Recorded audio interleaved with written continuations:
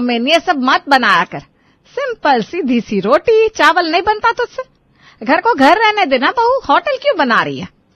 माँ जी, ये बच्चों के लिए बनाया था, आप लोगों के लिए सब्जी रोटी बनी है। ससुर जो कि एक नंबर के चटोरे थे। तो जरा टेबल पर कपड़ा मार कर लगाना 2 प्लेट चाउमीन के। क्या बके जा रहे हैं? बहू खड़ी है सामने, कोई बेटा नहीं है। ससुर को अपनी गलती का एहसास तो होता है, लेकिन वो क्या है ना, है तो ससुर। हाँ, तो घर पे ऐसा गंदा खाना बनता है तो लगता है जैसे किसी होटल में बैठे हो, तो आवाज भी वैसी ही निकलती है। जा बेटा ले आ चाउमीन, अब बनी है तो खा लेते हैं, और क्या। हाँ और क्या, हम नहीं खाएंगे तो सारा गंदा खाना ये लोग बच्चों को खिला देंगे ना। जा 4-5 मोमोज मेरे लिए भी ले आ। स्वरा के सास ससुर पुराने ख्यालों के थे और वो चाहते थे कि उनका घर भी उसी हिसाब से चलता रहे, जिससे उनकी दोनों बहुएं परेशान रहती हैं।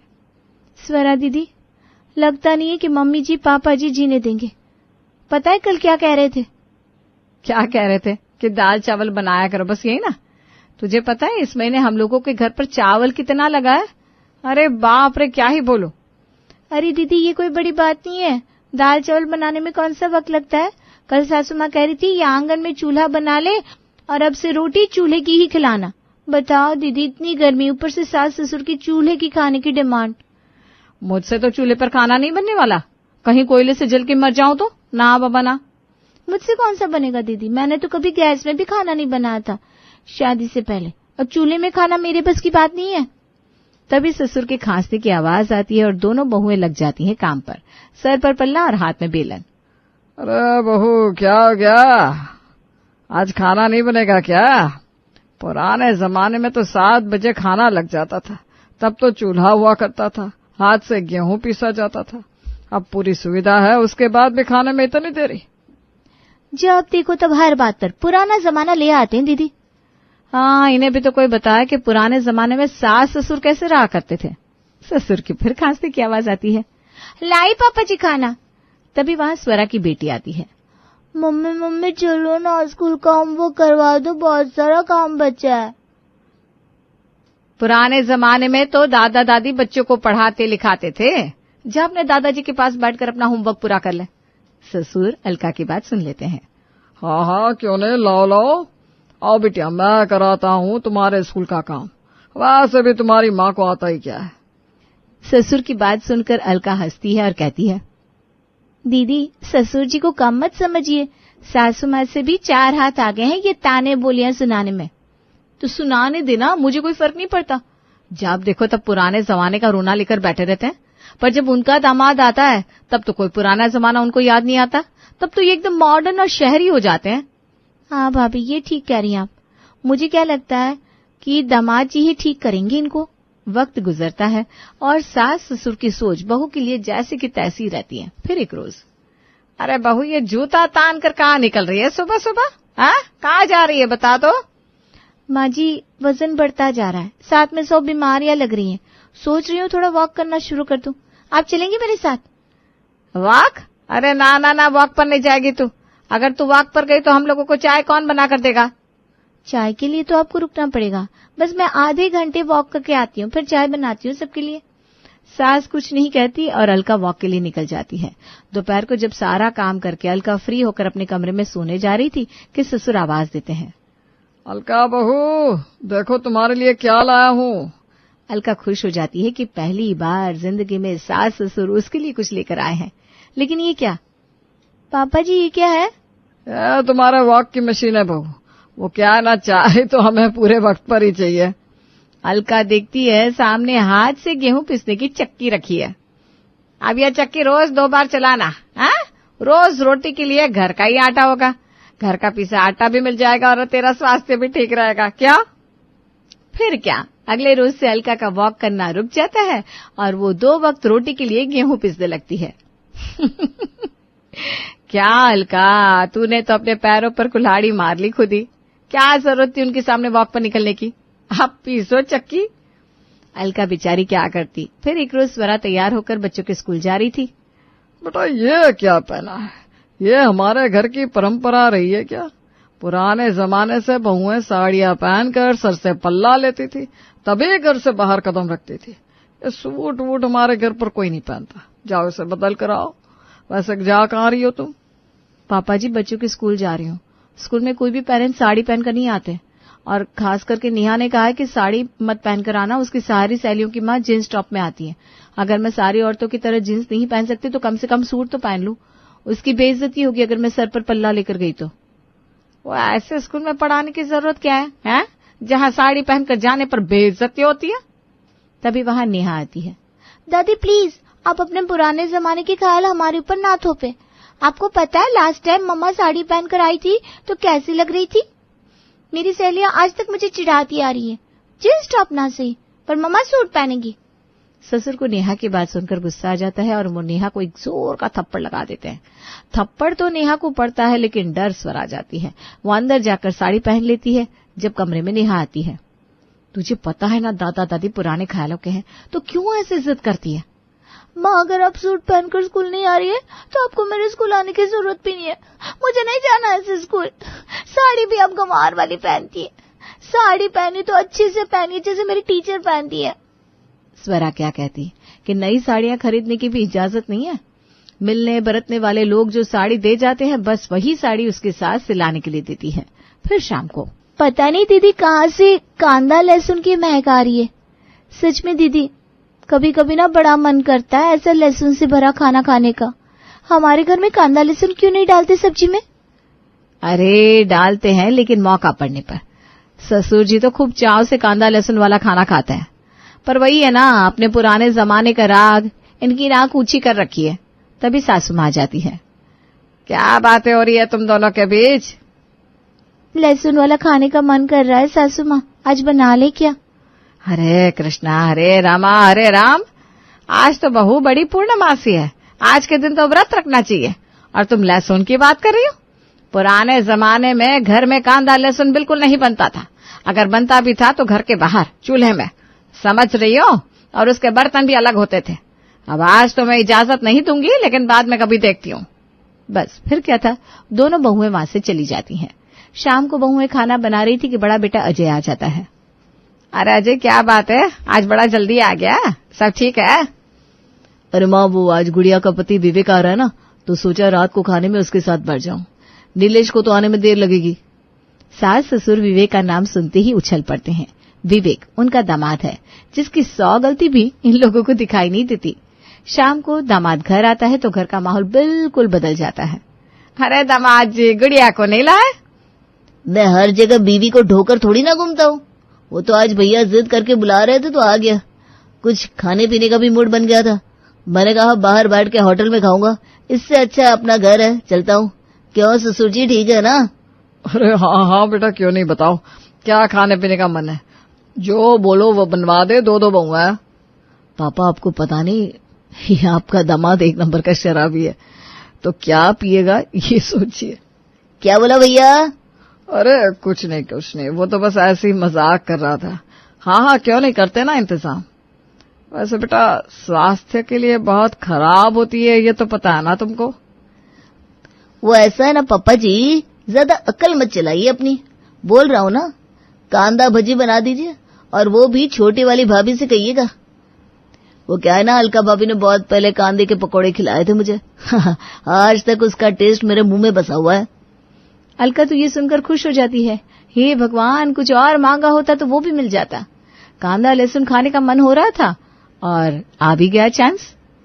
अरे बहू, जमाई राजा को कांदा के पकौड़े खाने का मन कर रहा है तो जाकर किचन में तैयारी कर, और साथ में बटाटे में लहसुन की चटनी डालकर उसके भी पकौड़े बना लेना। मैं अजय से कहती हूँ तुझे सामान ला कर देगा। अलका का भी मन बहुत होता है कांदा लहसुन खाने का, लेकिन अभी तो सास ने डांटा था उसे, तो सास की क्लास लगाना भी तो जरूरी है।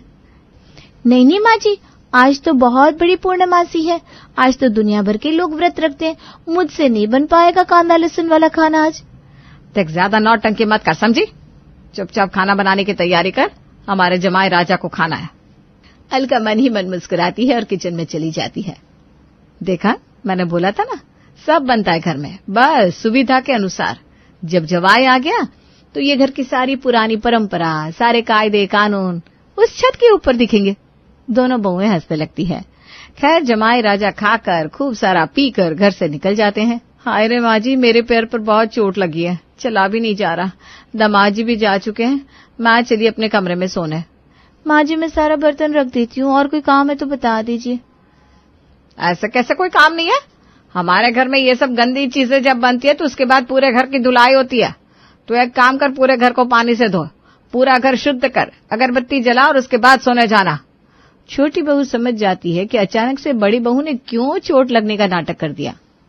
माँ जी मुझे तो माफी करिए, वो क्या है ना, आज इतना सारा खाना बनाते बनाते मेरे हाथ में बहुत दर्द हो रहा है। लहसुन छिलने में कितना टाइम गया आपको पता भी है। मैं जा रही हूँ सोने और बिखरे बर्तन बटोर देती हूँ बस। छोटी बहू भी बर्तन बटोर कर अपने कमरे में चली जाती है। पर अगली सुबह ये क्या, पूरा घर जैसा का तैसा। अरे ये क्या, कल रात घर की धुलाई नहीं हुई? माँ जी आप तो मुझसे धुलवाई करवाती थी जब भी घर में कांदा लहसुन वाला खाना बनवाती थी। क्या हो गया, बड़ी बहू बीमार हो गई तो क्या छोटी बहू को प्रेशर नहीं देना चाहिए? वाह दीदी, तो ये आपकी चाल थी। वही मैं सोचूं, आपको तो कहीं चोट नहीं लगी, अब क्यों बहाना बनाकर अपने कमरे में चली गई? अब जो चीजें मैंने झेली है एक बार तू भी तो देख, कैसे मैंने इस घर में अपनी जिंदगी काटी है। पूरा खाना बनाने के बाद, सबको खिलाने के बाद, बर्तन बटोरने के बाद, पुरानी परंपरा का पालन करते हुए पूरे घर को पानी से धोकर अगरबत्ती जलाकर सोने जाती थी। फिर चाहे शरीर कांप ही क्यों न जाए। तो क्या हुआ, कल रात को तो ऐसा कुछ भी नहीं हुआ इस घर में। मैं थक गई थी दीदी, पर कोई बात नहीं। मैंने सोचा जो परंपरा है वो तो है ही। मुझे लगा शायद सासू माँ और ससुर जी मिलकर पूरा घर धो देंगे, लेकिन ये क्या, परंपरा तो टूट गई। क्यों पापा जी, है ना? ससुर सास की तरफ देखे सास ससुर को। हाँ हाँ क्यों नहीं, मैं धोने लगी थी पूरा घर, वो तो तुम्हारे पापा जी ने कहा वो धो देंगे तो मैं सोने चली गई। अब देख रहे हो घर धुला भी नहीं है। क्या जी, क्यों नहीं धोया आपने पूरा घर? अरे भगवान, ऊपर वाले का तो खौफ रखो, इस उम्र में इतना झूठ बोलकर कहाँ जाओगे? तुमने कब मुझसे कहा कि तुम धो दो घर? अरे ये आसान बात है क्या, रात में पूरा घर पानी से धोना, अगरबत्ती जलाना? अरे मेरे बस की बात नहीं है ये। वही तो पापा, पुरानी परंपरा का सारा बोझ आपने हमारी बीवियों पर डाल रखा है। ये तो भला हो इन दोनों लड़कियों का जो हमारा घर छोड़कर भागी नहीं, वरना कोई और होता तो कब का भाग जाता। अलका जब देखती है कि हवा बहुओं की तरफ से है तो वो भी बहती गंगा में हाथ धोने की कोशिश करती है। भैया आप सही बोल रहे हैं, लेकिन अब बहुत हो गया, अब हमसे नहीं होता इतना काम। हमारी भी एक कैपेसिटी है काम करने की, हम भी थक जाते हैं। बस बस, ज्यादा बोलने की जरूरत नहीं है। अब ऐसा कोई तुमसे कुआं नहीं खुदवाते हम, बस घर की जो पुरानी परंपरा है बस उसी का पालन करवाते हैं। और अगर नहीं पालन कर सकती हो तो अपने घर जाओ। और ये तो क्या कह रहा है अजय कि ये भागी नहीं है? अरे हमने कौन से कोड़े बरसा दिए जो ये नहीं भागी? और देख बेटा, तुझे लग रहा है ना कि हम जुर्म कर रहे हैं तो कल से इस घर में रहने की कोई जरूरत नहीं है। अजय देखता है कि गंगा तो उल्टी बह रही है, माँ बाप उसको घर से निकालने की बात कर रहा है तो वो भी पलट जाता है। अरे नहीं नहीं, मम्मी सही कह रही है, घर की परंपरा को तो बरकरार रखना ही है, और ये दोनों नहीं करेंगे तो कौन करेगा? आखिर आप भी तो कभी बहू थी। आ गया ना लाइन पर, अब बोलने से पहले 100 बार सोच लिया कर, समझा? अब जा यहाँ से। अजय वहां से निकल जाता है और दोनों बहुएं समझ जाती हैं कि उनकी जिंदगी में कभी भी बाहर नहीं आ सकती। रहना है तो इसी स्थिति में रहना है। लेकिन कहते हैं ना, 100 रास्ते भले बंद हो जाए लेकिन ऊपर वाला एक रास्ता जरूर खोल देता है, और वो रास्ता था। अरे दामाद जी आए हैं, सुन रहे हैं? हमारे तो भाग्य खुल गए। कल रात में ही आप खा पी कर गए और आज सुबह नाश्ते में भी आ गए। ऐसा लग रहा है जैसे भगवान खुद घर पर भोग लगाने आए हैं। बताइए आज क्या बना दे आपके लिए? सासू माँ, रात का सर दर्द अभी तक उतरा नहीं है। सबसे पहले एक नींबू पानी, और उसके बाद 1 प्लेट कांदा पोहा और लहसुन की चटनी के साथ बटाटा वड़ा। जरा जल्दी करना। अभी तो सबने आंख खोली ही थी, ऐसे में ही आंख खोलते ही कांदा लहसुन ये तो इस घर की परंपरा कभी थी ही नहीं। कांदा पोहा तो माँ जी ही बहुत अच्छा बनाती है, आज वही बनाएंगी। क्यों, सही कह रही हूँ ना? वह भी सही बात है, माँ जी के हाथ का कुछ भी नहीं खाया मैंने अभी तक। आज तो कांदा पोहा मैं सासू माँ के हाथ का ही खाऊंगा। अरे नहीं, मैं तो अभी नहाई भी नहीं हूँ, ना ही पूजा की है। पूजा के बिना मैं कुछ नहीं करती। तो फिर मैं चला अपने घर, बोलूंगा आपकी बेटी को कि तुम्हारे घर से भूखे पेट आ रहा हूँ। अरे नहीं नहीं, ऐसा मत करिए। मेरी दोनों बहुएं आपकी अच्छे से अच्छी खातिरदारी करेंगी। आप जो बोलेंगे वही बनाएंगी। बस मुझे माफ करिए। सही कह रही है आपकी सास दामाद जी। हमारे घर की परंपरा नहीं है सुबह सुबह कांदे की चीज खाने की। अब आपकी खातिर हम वो कर भी देंगे, लेकिन हमें मत कहिए, ये काम दोनों बहुएं कर देंगे।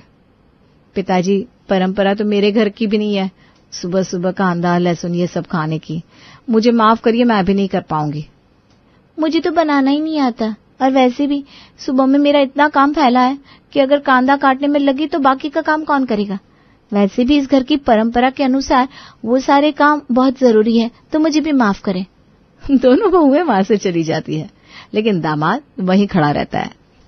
परंपरा? ये क्या शाहरुख खान की कोई फिल्म चल रही है जहां परंपरा, अनुशासन, प्रतिष्ठा ऐसे शब्दों का उपयोग हो रहा है?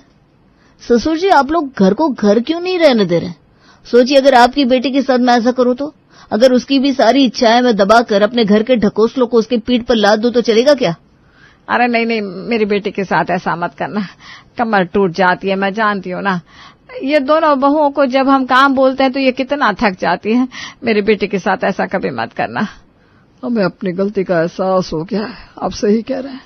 पुरानी परंपरा के नाम पर हम अपनी बहुओं के साथ नाइंसाफी कर रहे थे, उन पर झूठा बोझ डाल रहे थे। बेटा, हमें माफ करना, आपने हमारी आंखें खोल दी। जो काम हम खुद नहीं कर सकते वो दूसरों से कैसे उम्मीद करें। आगे से मैं ऐसा कभी नहीं करूंगा। तुम दोनों अपनी जिंदगी खुलकर जियो, और कोई पुरानी परंपरा, कोई पुराने रीति रिवाजों की चिंता करने की जरूरत ना है। जितना जरूरी है हम उतना ही करेंगे। जबरदस्ती के ढकोसलों को अब हम तुम्हारे सर पर नहीं डालेंगे। हमें माफ करना। दामाद ये सुनकर दोनों बहुओं की ओर देखकर मुस्कुराता है, वहां से जाने लगता है कि अरे दामाद जी, कांदे पोहे तो खाते जाइए। कावेरी शर्मा जी की इकलौती बहू थी, जिसे ससुराल में प्यार तो मिलता मगर कौड़ियों के भाव में। हाँ, जब ससुराल में सर चढ़ी ननद बैठी हो तो क्या हो, वो कभी अपनी भाभी को चैन से रहने दे सकती है क्या? ना ना, बिल्कुल नहीं। ऐसी ही है चंदा।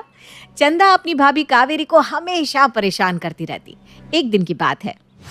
भाभी, जल्दी टिफिन तैयार करो ना यार, ऑफिस के लिए देर हो रही है। दीदी, बस 15 मिनट और लगेंगे।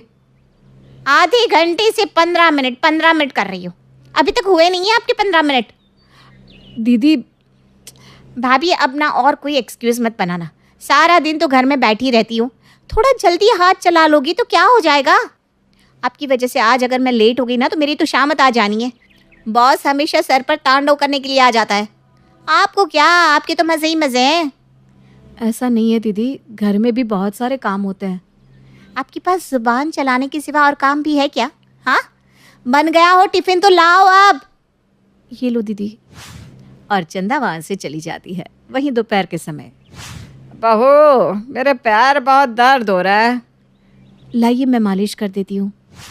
कावेरी अपना सारा काम छोड़कर सास के पैरों की मालिश करती है। 2 घंटे से तू मेरे पैर दबा रही है, लेकिन ये दर्द है कि ठीक होने का नाम ही नहीं ले रहा। एक काम करती हूँ, चंदा को कह देती हूँ, आते समय दवाइयाँ ले आएगी। 4:30 हो रहा है, 1.5 घंटे की तो बात है। ठीक है माँ जी। फिर सास चंदा को कॉल करती है। चंदा बेटा, ऑफिस से आते हुए ना दवाई लेते आना, मेरे पैरों में बहुत दर्द है। तो वो भाभी महारानी क्या कर रही है? हाँ, काम चोर है, काम चोरी करेगी और क्या। आती हूँ माँ दवाई लेके, अभी काम कर रही है ऑफिस में। ठीक है बेटा। बहू, अब तो जा, घर का सारा काम निपटा ले। जी माँ जी। जिसके बाद कावेरी किचन में जाके घर का सारा काम निपटा कर हॉल में आती है, जहाँ सास बैठकर टीवी देख रही थी। आजा बैठ, टीवी देख ले, थोड़ा सा रेस्ट कर। सुबह से लगी हुई है, थक गई होगी। नहीं नहीं माँ जी, मैं ठीक हूँ। मैं भी कभी बहू थी, मैं भी ऐसा ही कहा करती थी कि मैं ठीक हूँ, लेकिन मेरा हाल मैं ही जानती थी। अभी कावेरी सास के साथ टीवी देखने बैठी ही थी कि आ जाती है ननद रानी घर पर, और भाभी को आराम से टीवी देखता देखकर चिढ़ जाती है। वाह भाभी वाह, ये सही है। माँ मेरी दर्द से मर जाए, लेकिन आपका क्या है, आप तो आराम से टीवी देखेंगी। और मेरी माँ भी तुमसे ना बोलकर मुझे ऑफिस में कॉल करके दवाई लाने को कह रही है। तुम्हें तो आराम से ही फुर्सत नहीं है ना। ये नहीं कि माँ के पैर दबा दूं या माँ के लिए दवाई ही ला कर दे दूं। अरे पर बेटा, माँ, अब आप भाभी की साइड ना ही लो तो अच्छा है। अब भले ही इनको बेटी मानो, ये थोड़ी ना माँ मानने वाली है आपको। लो दवाई खा लो आप। मैं पानी लाती हूँ। मेरे सामने अब हमदर्दी दिखाने की जरूरत नहीं है भाभी, मैं दे दूंगी पानी। ऐसा नहीं है दीदी। सब पता है मुझे कैसा है। फिर चंदा अपनी माँ के लिए पानी लाने चली जाती है। ऐसी ही एक रात। भाभी कल सुबह मेरी मीटिंग है ऑफिस में, तो मेरा ब्लेजर धुलकर सुखाकर प्रेस करके रख देना। 5 बजे सुबह निकलना है। अभी तो रात के 8 बज रहे, इतनी जल्दी कैसे होगा? वो आप देख लो। खाना बनाना छोड़कर तो ब्लेजर धुलने नहीं जा सकती, खाने को लेट हो जाएगा। एक काम करती हूँ, डिनर के बाद ब्लेजर धोकर पंखे के नीचे सुखा देती हूँ, सुबह 5 बजे तो सूख ही जाएगा। जिसके बाद बहू अपने काम में लग जाती है और डिनर और घर के बाकी काम निपटाते हुए कावेरी को देरी हो जाती है। 11 बज गए, चलो अब ब्लेजर धो लेती हूँ पहले। फिर बेचारी कावेरी थकी हुई ब्लेजर धोकर पंखे के नीचे छोड़ देती है और 4 बजे का अलार्म लगा देती है। 4 बजे जब वो सो के उठती है तभी ननद भी आ जाती है। भाभी मेरा ब्लेजर रेडी है ना? दीदी बस प्रेस करके देती हूँ। शाम में मैंने बोला था ना आपको, अभी तक प्रेस करके नहीं रखा। अरे जल्दी करो। तभी कावेरी जाकर देखती है तो ब्लेजर तो गिला का गिला ही था। दीदी ब्लेजर तो सूखा ही नहीं है। क्या? अभी तक नहीं सूखा? कितने बजे धोया था आपने? रात में 11 बजे। भाभी आप पागल हो क्या? आपका दिमाग है या नहीं? मैंने शाम में ये काम बोला था आपको। आज मेरी इंपॉर्टेंट मीटिंग है और लाइफ चेंजिंग भी हो सकती है। इस मीटिंग की प्रेजेंटेशन पर मेरा प्रमोशन डिपेंड करता है। सब गड़बड़ कर दिया आपने। चुड़ैल कहीं की, न जाने घर में बैठकर करती क्या है। मुफ्त की रोटी तोड़ो बस। You are just a housewife. घर में काम ही कितना होता है जो छोटा सा काम भी नहीं कर पाई। और ननद गुस्से में वहां से चली जाती है। कावेरी रोते हुए अपने कमरे में आती है। तभी कावेरी के रोने की सिसकियों की आवाज से राजीव की आंख खुल जाती है। क्या हुआ कावेरी, तुम रो क्यों रही हो? कुछ नहीं। बुरा सपना देखा क्या? आओ सो जाओ, मैं हूं ना तुम्हारे पास, डरती क्यों? ऐसी ही कावेरी हमेशा ननद के ताने सहती और किसी को उल्टा जवाब नहीं देती। वहीं चंदा आए दिन अपनी भाभी को हाउसवाइफ होने के ताने देती कि वो घर में बैठकर करती ही क्या है। ऐसे ही एक दिन सभी घर वाले एक शादी में गए थे। तभी एक रिश्तेदार सास के पास आकर कहती है, अरे भाभी जी, ये आपकी बहू है? हाँ जी, ये मेरी बहू है कावेरी। नमस्ते आंटी जी। नमस्ते बेटा, बड़ी प्यारी बहू है आपकी, संस्कार है बच्ची में। तभी ननद बीच में ही कूद पड़ती है। संस्कार का क्या ही करेंगे आंटी जी, जब इंसान बस घर में ही मुफ्त की रोटियां तोड़े हैं, जिससे घर के ही काम से फुर्सत ना मिले, अपनों की केयर ही ना कर पाए, बस हाउसवाइफ होने का फायदा उठाए और आराम फरमाए। सही कहा बेटा, ये इतनी प्यारी बच्ची ऐसा करती है। बहू अपनी ननद से कुछ सीखो जरा।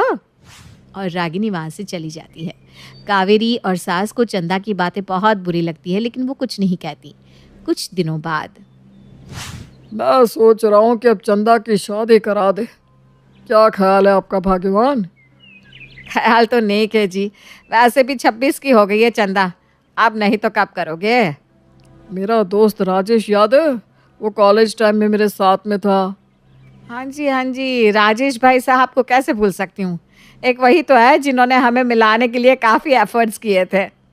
उसी का बेटा है मंजित, बहुत प्यारा लड़का है, और घर के बारे में तो तुम्हें पता ही है। अरे हमसे 4 गुना अमीर है, बहुत ख्याल रखेंगे हमारी बेटी का। तो फिर मैं राजेश से रिश्ते के लिए हाँ कह देता हूँ। वो तो कब से मुझे पूछ रहा था, मैं ही संकोच में था। अब देर ना लगाओ, अच्छे रिश्ते और अच्छे लड़के जल्दी हाथ से निकल जाते हैं। आज ही बात करता हूँ उससे।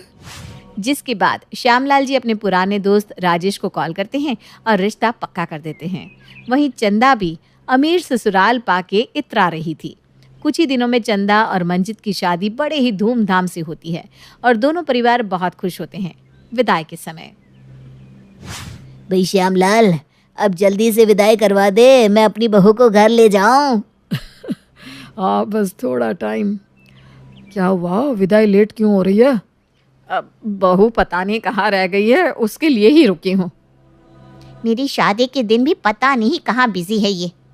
हाउस वाइफ ही तो है, कौन सा वर्किंग है कि अर्जेंट मेल करना है।